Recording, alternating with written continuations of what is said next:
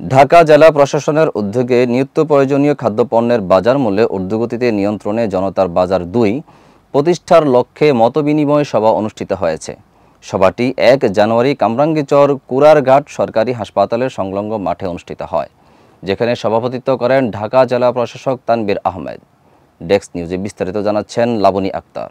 ঢাকা জেলা প্রশাসক সভায় উল্লেখ করেছেন, বর্তমান বাজারে সব জায়গায় সিন্ডিকেট গড়ে উঠেছে, যা উচ্ছেদ করা বেশ কঠিন। তবে নতুনভাবে প্রতিষ্ঠিত জনতার বাজার মনোপলি সিন্ডিকেটের ঊর্ধ্বে থাকবে এবং এখানে সরকারের কোনো লাভ ক্ষতি নেই। ন্যায্য মূল্যে পণ্য সরবরাহের জন্য একটি মনিটরিং টিম গঠন করা হবে।